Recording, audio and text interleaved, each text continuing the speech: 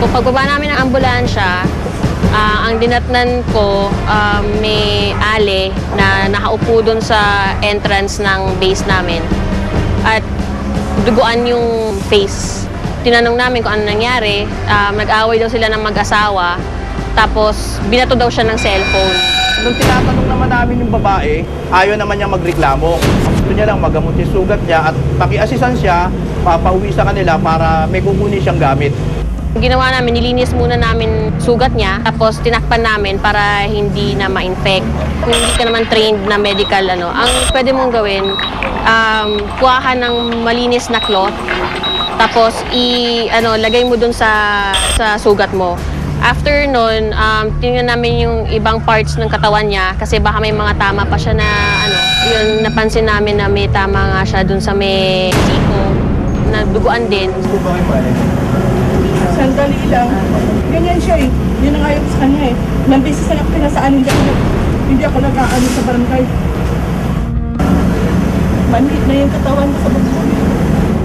Meron din siyang mga scratches sa leeg. Ang sabi niya, mga yun, tumama daw sa kanya yung, kasi pinapalo yata siya ng belt. Sabi niya nga, nung nagkamalay siya ulit, after yung 5 seconds daw siya nawala naman, tumayo siya kaagad, tapos yung nahilo siya. Pag ganon, huwag kang tatayo kaagad. Kasi syempre since may disruption nga sa circulation mo, dahil medyo matagal kang nakahiga, pag bigla ka nag-exert ng effort sa pagtayo, magkakaroon ng imbalance sa circulation mo. Circulation going to the brain. Kaya yun, nahihilo ka, parang you feel lightheaded. Ito lang, para kasi kayo ng control.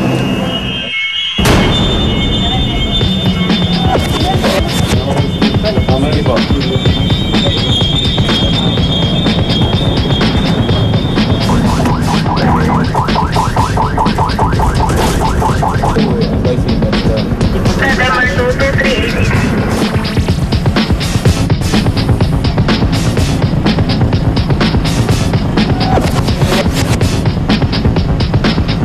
Pagdating namin sa ospital ng Makati, pag-assess sa kanya doon sa patient, pina-orderan ng CT scan for the head part para ma-check kung may internal trauma na nangyari.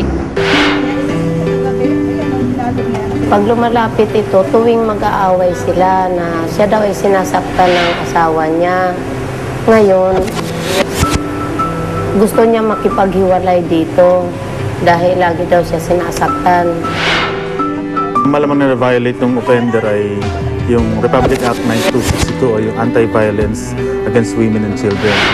So ito yung batas na nagbibigay proteksyon sa mga kababaihan, yung mga nakakaranas ng pang-aabuso. Sa kasong yan, serious physical injuries na maaaring ipataw sang-ayon sa Revised Penal Code, maaaring umabot ng prison mayor or 6 years and 1 day to 12 years. May karapatan naman sila sa ilalim ng batas, ang Republic Act 9262 o yung Anti-Violence Against Women and Children na nagbibigay proteksyon sa kanila. Ngunit nasa kanila pa rin ang desisyon kung nais nilang ipagpatuloy ang paghahabla ng kaso. Napagalaban ng rescue na bumalik din sa kanyang asawa si Romera at hindi na nagsampa ng kaso laban sa kanya. Samantala sa lahat po ng kababaihan na biktima ng karahasan, manindigan at magsumbong sa 117